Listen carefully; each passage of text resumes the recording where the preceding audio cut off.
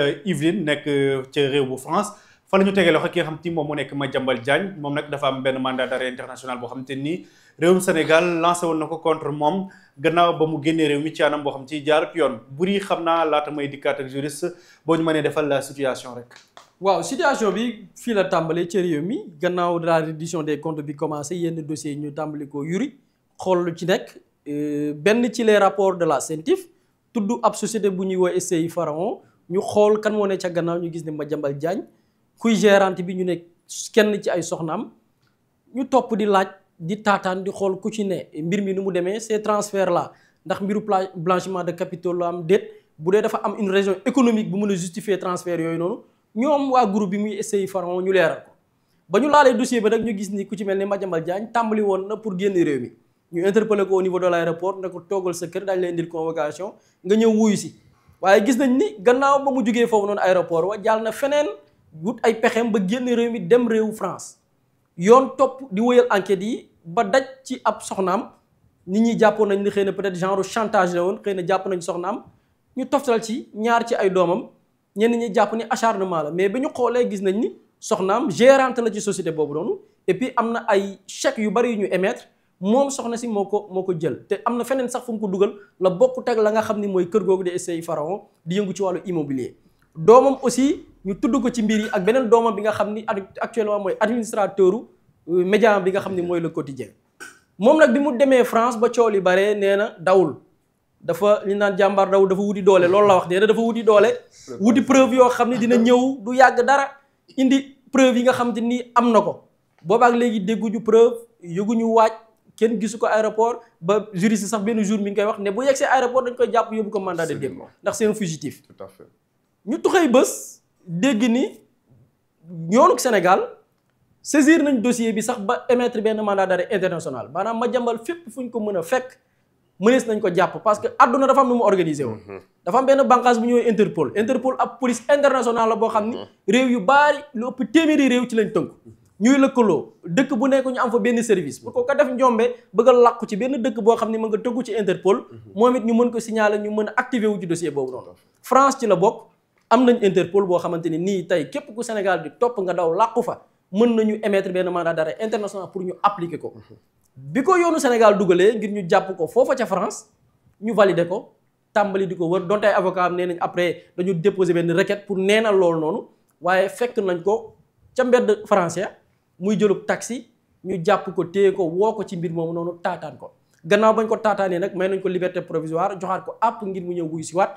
mën nañ ni actuellement sooram mi ngi tënku ci li nga xamante ni mooy yoonu France ndax dafay am benn suite bu méngoo kaaw Doro Gaye ak conditions yi France tegoon donte après loolu beneen débat la wala yoonu France dinañ d'accord ci ne dañ ko delloo si fii Sénégal ñu càmbar ba mbir mi parce que la mu concerné itam bu ñu xoolee wàllu blanchiment de capitaux lañ te loolu yaakaar naa ni dëkk yu baree ci bokk tënku di ko xeexandoo ñu ngi xool xëy na peut-être fekk fan yi di ñëw fu yoonu France di mujjeeg dossier Madiambal Diagne ndax dañ koy delloo si ci réew mi wala naam dañuy teg yeneen condition comme na mu amee woon ci yeneen dossier jërëjëf Boury ñaar fukki fan ak juróom-ñett ci weeru octobre bi ci la justice française war a taxaw ci dossier boobu noonu xool ndax dañ ñu koy jébbal fii ci Sénégal wala itam dañ ci jël beneen dogal xam naa fi ñuy tàmbalee ak juriste mooy Madiambal Diagne jamono jële justice française daf ko mettre sous contrôle judiciaire ndax loolu mën na nekk kaaraange ci moom koo xamante ni bëgguloo génn réew moom bëggoo dellu sam réew ñu mettre la sous contrôle judiciaire ci réew mi nga xam te foofu nga daw làqu ji ban njeexital la mën a am ci ki nga xam te moom mu nekk Madiambal Diagne. xam nga Ismaël question bi dafa am solo merci Boury pour le rappel de la procédure parce que c'est toujours important pour ñun ñu rappeler ñu la procédure et je vois que vous le faites à merveille. xam nga Ismaël Sénégal dafa bëri ñoo xamante ne nii man opposition sénégalaise bi am nit ñi man dama leen a yërëm parce que c'est une opposition qui n'a pas reçu la bonne information quand je vois des gens ñu ne Madiambal interpellé nañ ko am na contrôle judiciaire ñuy jubilé ma ne mais ces gens là ils n'ont rien compris yow dëkk jàmbur ñu defal yow sa dëkk rek déjà ñu defal le contrôle judiciaire c'est compliqué a fortiori nga dem dëkk jàmbur ñu defal le contrôle judiciaire xam nga bu la inculpé dafa am ce qu'on appelle des mesures d'élargissement des mesures d'aménagement alors contrôle judiciaire liberté provisoire entre autres xam nga contrôle judiciaire j'ai l'habitude de dire que c'est une forme de libération sous astreinte mooy bàyyi nan la mais on te tient à l'œil pourquoi mu nekk une sorte de libération sous astreinte forme de libération la boo xamante ne tey jii nii ki la koy décerner day am ay garantie yu wóor yoo xam ne da nga koy teg ci loxoom da mooy garantie mooy la personne bi nga xamante ne tey jii day am je vois même seen yenn naataangoo journalistes yi di wax ne il bénéficie d'un contrôle judiciaire le contrôle judiciaire n'est pas un bénéfice parce que bu la joxee mesure contrôle judiciaire dañuy téye sa passeport au moment où je vous parle Madiambal Diagne il n'a pas à sa disposition son passeport loolu benn condition la bu accompagner contrôle judiciaire beneen condition mooy boo nekkee en contrôle judiciaire tu n'as pas le droit de te prononcer sur le fond du dossier amul lenn lu leen jaaxal Madiambal Diagne lu ma sa xew day tweeter pourquoi jusqu'à présent gisoo ne Madiambal Diagne tweeter parce que normalement la justice française nee nan que tu n'as pas le droit de te prononcer sur le fond du dossier comme ni ñu koy defee Sénégal bu la placer sous contrôle judiciaire beneen aspect bi mooy à chaque fois que ñu soxlawaat la da ngay ñëw d'où l'importance du contrôle judiciaire parce que bu fekkoon liberté provisoire la foofu ngay amee foofu la ñuy waxee ne tu es libre de tout mouvement mais contrôle judiciaire doit être libre de tout mouvement parce que présentement son sort est entre les mains de la cour d'appel bi nga xam ne tey jii moom moo war a examiner la procédure d'extradition le 28 prochain et à partir du moment où yow sàggan nga peut-être tu as agi de manière irresponsable sa yoonu dëkk soxla la nga war a dem wuy ji te comporter en un citoyen modèle dem affronter la machine judiciaire d'autant plus que des membres de ta famille très proches ñu ngi croupir présentement en prison déjà loolu rek preuve de responsabilité notoire la au-delà de ça nga accepter ñu lay traîner dans la boue aux yeux du monde nga dem ba France ñu naan ñu la fay def contrôle judiciaire et que l'examen de la procédure d'extradition ñu war ko saytu li nga xam ne tey jii moom mooy le 28 loolu yaakaar naa ne luy gàkkal image ki nga xam ne tey jii moom mooy Madiambal Diagne mais au-delà de cette lecture là je crois que la question présentement qui se pose avec acuité mooy est-ce que la France a les éléments appropriés pour pouvoir accepter valider li nga xam ne tey jii moom mooy la demande d'extradition émise par le Sénégal je crois que Sénégal li nga xam ne tey jii moom la waroon def ci procédure bi aux yeux de la légalité internationale def na ko mooy am na kenn koo xam ne kat il a été épinglé par un rapport bi ko rapport épinglé à la suite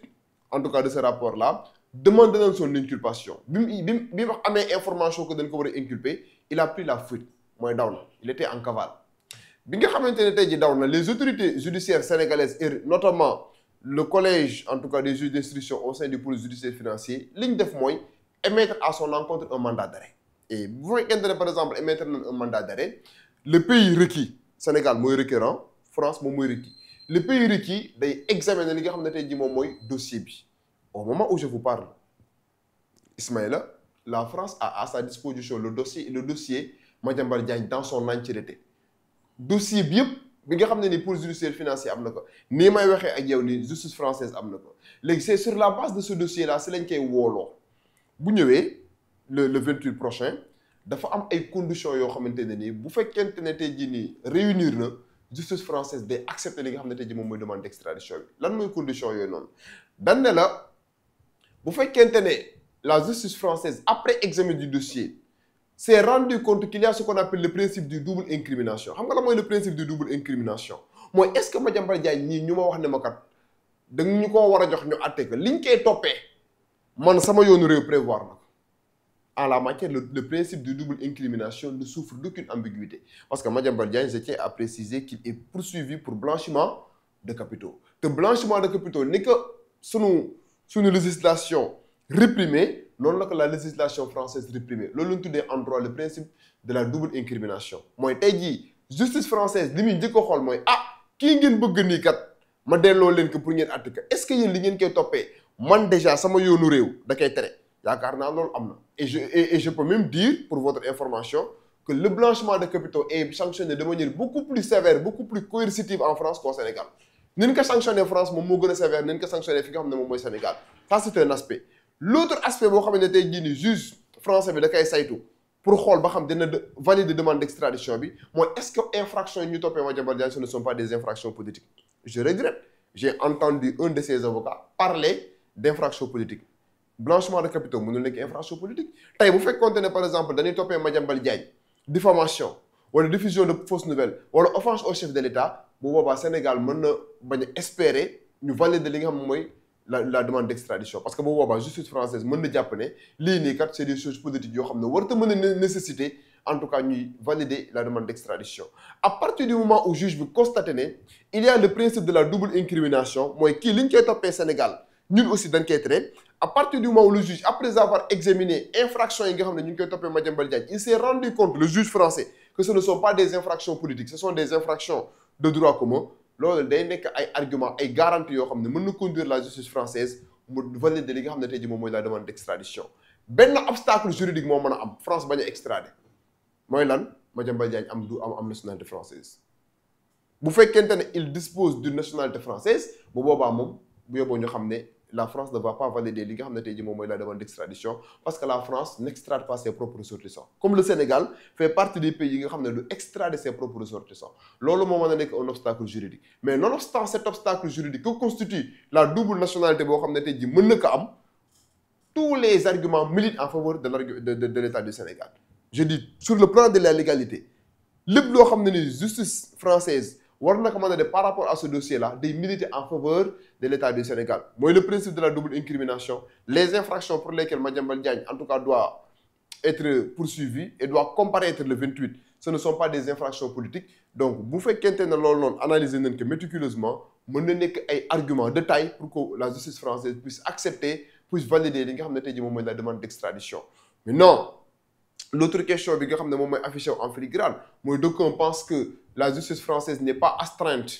en tout cas à obéir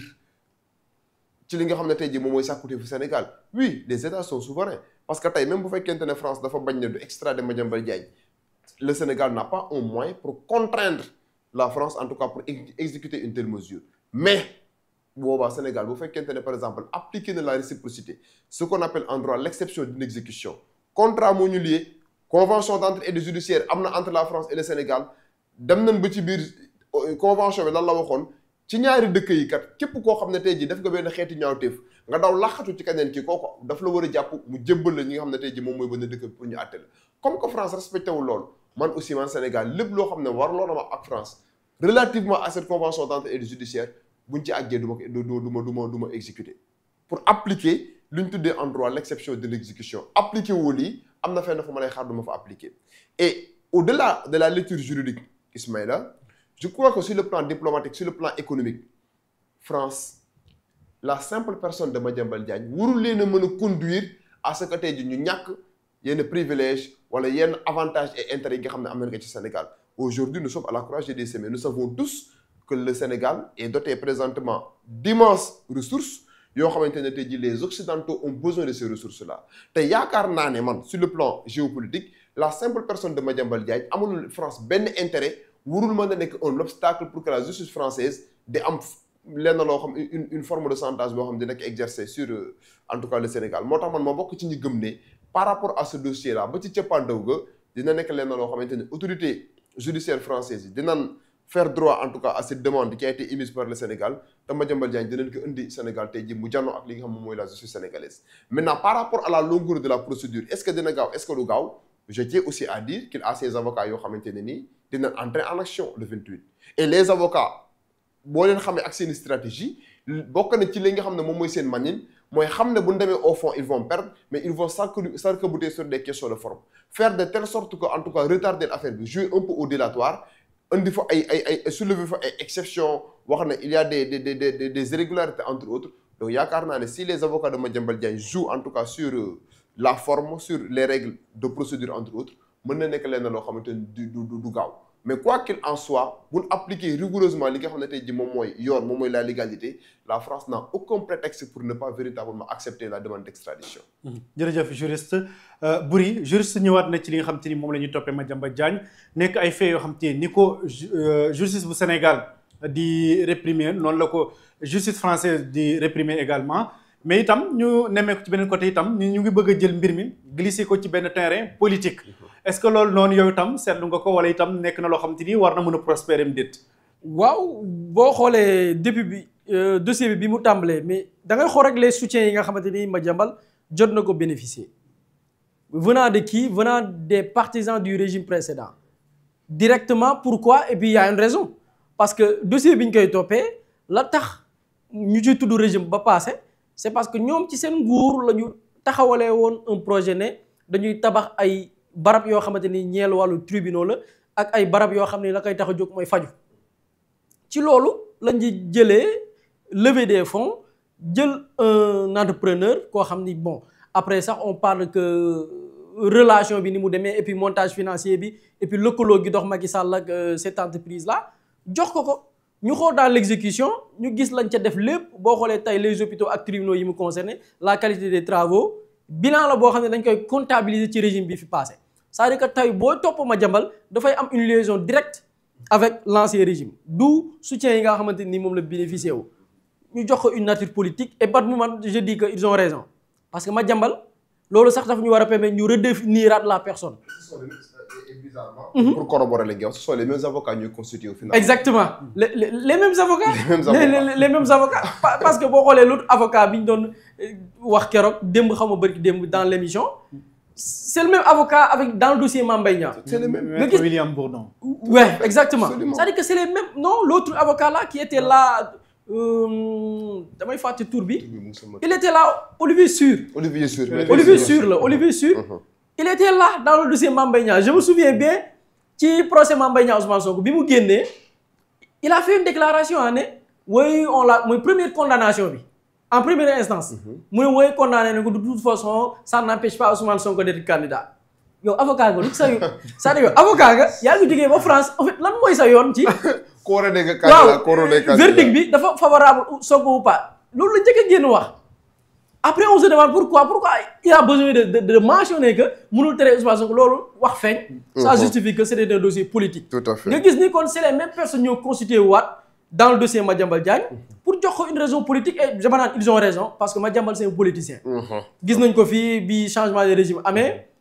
Les premières élections yi ci topp c'était des élections législatives gannaaw bi ñu dissoudre l'Assemblée nationale. Absolument. dafa dem constitué wu en tant que candidat ci liste Amadou Ba. donc c'est un politicien. maintenant nag man foofu je suis d'accord le fait que ñu jël ko jox ko une nature politique ñoom ci seen côté c'est un politicien mais peut-être fi ñu dul d'accord ci ñu jox ko une qualification politique mooy le fait que dañ ko singili wala dafa am benn menace bu mu représenter pour ce régime là. c'est-à-dire que ces rapports là yi ñuy wax de la CENTIF ay dossiers la lu fi nekk depuis. Il y a plusieurs rapports yoo xamante ni boo xoolee c'était en 2023.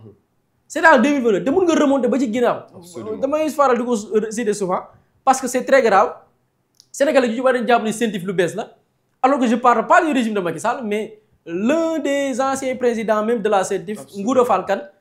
defoon na une sortie mu ne yàgg nañ produire des rapports te quand on dit que CENTIF ñi ngi ko créé début mandat wu président Abdoulaye Wade lañ ko créé. Tout à fait. ñu ne la depuis boobu y a des rapports mais ñoom bu ñu gis dara alors que ñoom bu ñu paree dañuy transmettre le procureur. c'est-à-dire que même CENTIF amul possibilité di topp nit. moom dafay def ay enquêtes am. amul pouvoir juridictionnel. c'est ça. et boo xoolee ces rapports man pour am yàqin ci ne xëy na peut-être mbir yi dara ay politique nekku ci te dans les rapports de la CENTIF on te dit que am na ay 500 et quelques signalements yu ñu def venant des banques mais nga gis ne ñi ñuy transmettre au niveau du parquet. matul sax 100 dossiers.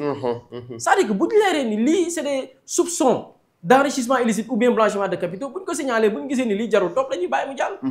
mais nag qualification bi ñu ko jox sur le plan politique man je ne vois pas menace bi Madiambal représenté pour ce régime là. gisuma parce que pour man bu ñu amoon une certaine influence Macky Sall toog fi. Absolument. koo xam ne dafa battre campagne pour Macky Sall battre campagne pour le candidat de Macky Sall à savoir Amadou Ba def la propagande pendant plusieurs années kooku taxul régime boobu noonu ñu doon xeexal toog fi kooku ban menace la représenté sur le plan politique. amul. C'est des gens qui n'ont pas de crédibilité. Maintenant nag beneen manipulation bi nag et man foofu laa xam ni moom il va falloir que nous les journalistes ñu jël ci suñuy responsabilité qu'on n'essaie pas d'utiliser les organisations ou bien la profession du journalisme pour di mener des combats yoo xam ne yéen seen bopp la parce qu'on a vu des organisations comme CEREPS génne communiqué ne oui au nom même des médias au nom de qui vous parlez au nom de qui. Et il n'est pas poursuivi pour une infraction relative même à la liberté d'expression wala dara. C'est ça. Ça n'a rien à voir. C'est extraordinaire. Ça n'a rien à voir ak pratique du journalisme. Franchement. Et puis c'est des gens yoo xam ni ku ma am nday ku ma amul nday la ñuy def quand pourtant du Madiambal kese lañ fi topp comme patron de presse am na des patrons fan yii maa ngi gis ku ñuy wooye Aliou Top xaw ma dossier maîtriser wu ma ko dégg naa lañ ko convoqué il est le propriétaire de Sunugal 24. ce genre de dossier doo ci dégg benn soutien te pourtant kooku. jàpp nañ ne xëy na peut-être njuumte bu dee dafa def njuumte bokk ci biir liggéeyam la ko defee mais doo gis ay CDEPS yu jóg bind communiqué ne on soutient ce patron de presse là c'est-à-dire que même leur combat dañuy choisir des personnes ñuy défendre ak des personnes dul défendre et je pense que ce sont les journalistes ñoo war a jël seen responsabilité bàyyi fi métier tasum xibaar dem li jënti leneen loo xam ne ça n'a rien à voir ak média def ci say tooxi duuna wala ñu njott ci def nga ci ay mbir mais ce sont ces mêmes organisations là ñooy taxawaat au nom même de la liberté de la presse lii lu mu ci teg liberté de la presse état am marché de plus de 400 milliards sikk kook ay tubaab yooyu noonu ñu dem contracté ak ay sénégalais yoo xam ne ci suuf yenn contrat yi bi ñu koy signé même moo jiitu même l'avant l'attribution même de ce marché là lu jotewul dara nit ki di ko def des transferts de plusieurs milliards ñu nemmeeku ko lu mu joteeg journalisme lan la joteeg journalisme xanaa kay man doon naa d'accord si sax mbootaay les architectes xam nga tey architectes yi am nañ kuréel man bu ma déggoon ni sax ñu ne kuréelu architectes yi ñoo def mbootaay bindu communiqué dañuy sudee ma jàmm dinaa comprendre parce que jàpp naa ni moom diggante bi nekk na fi architecte nekk fi spécialiste en immobilier doon naa comprendre mais loo xam ça n'a rien à voir ak presse des patrons de presse yëpp sénégalais yëpp bu doy ne dañoo génne communiqué pour xaw ma lan liberté de la presse ça n'a rien à voir ak média et je pense que là il faut que ñu sérieux tuuti et je pense que loolu tamit c'est à l'État de prendre ses responsabilités parce que pour moi je me dis que ces associations là ne sont pas légitimes, ne sont plus même légitimes pour parler au nom des médias, ne sont pas légitimes pour parler au nom des entreprises de presse. Et je pense que il faudra une alternative par rapport à ces organisations-là. Parce que li ñuy wax waxuñu pour les patrons de presse, waxuñu pour les journalistes, waxuñu pour les conditions yi nga xam ne journalistes ñu koy dund dans les relais. C'est ça qui devrait être leur combat. Absolument. Mais malheureusement ci yii la ñu nekk c'est des politiciens encagoulés, des gens qui avaient des privilèges yoo xamante ni nii tey mënatuñ ko am tey ñooy mbubboo ci ce genre de combat-là pour donner du crédit à leurs activités. Donner du crédit à votre activité là c'est d'organiser des séminaires pour comment les médias mën a constituer créer des modèles économiques yoo xamante ni nii tey nguur gu fi mës a toog wala nguur gu fi mën a toog doo am benn impact seen liggéey parce que yaakaaruñu la c'est ça moo war a nekk le rôle des patrons de presse mais nekk fi des gens dem dugg ci ay immobilier des gens dem dugg ci ay marché des gens dem dugg ci ay montages financiers yoo xam ne les sénégalais bañ koy def yëguñu tey ñu dudd leen ci ay rapports yoo xam ne c'est des cellules indépendantes ñoo ko def ngeen duggee fa la génnee seen communiqué ne wooy politique wooy liberté de la presse lii lu mu jot ak liberté de la presse donc man loolu laa bëggoon wax côté politique bi ils ont raison politique parce que ki mbir mi ko politicien la Madiambal Diagne ci candidat wu am liste candidat Amadou Ba la c'est un politicien assumé affirmé nëbbu ko loolu doon naa comprendre mais ñoom seeni politique la ñoom mais dossier bi amul caractère politique maintenant nag beneen bi nga xam ne moo gën a scandale mooy li ci yenn patron de presse yi dugg naan au nom de la liberté alors que jotewul dara ay média jotewul dara ak liberté d'expression jotewul dara ak délit d'opinion lii ay mbir la yu dossier ay nit doon lijjanti ci suuf sénégalais yëguñ sénégalais ñooy réclamer pour mu leer donc c'est ça. parce que juriste bu ma dikkaatee fi buri waxee. bokk nañ ci li ñuy toppee Madiambal Diagne ak njabootam association de malfaiteurs blanchiment de capitaux complicité de ces faits facilité par l'exercice d'un métier. Et le métier en question fii nii c'est pas le métier de journaliste mais métier ci entreprise am la mooy spécialisé woon mooy lan lu jëm ci wàllum bâtiment ak yu demee noonu donc tey kon amul benn rapport boo xam te ni am na ko ak la presse. aucun rapport mooy li buri wax xam nga c'est des combats yoo xamante ni vraiment ay politiciens yu encagoulés et l'expression n'est pas de trop wax na ko ces patrons de presse ils ne sont mus que par leur intérêt crypto personnel presse yi ñu jiite sax ñoom intéressé wul léegi même si les propres journalistes ñu nekk ci ay conditions yu bien wala dara intéressé wul leen voilà donc bu vouloir en tout cas donner à ce dossier-là un caractère politique dem ba ci wax ba dem ba koy transposer ci li nga xam ne tey jii moom mooy la presse je regrette bu fekkoon Madiambal Diagne dañ koy poursuivre pour ay diffamation diffusion de fausses nouvelles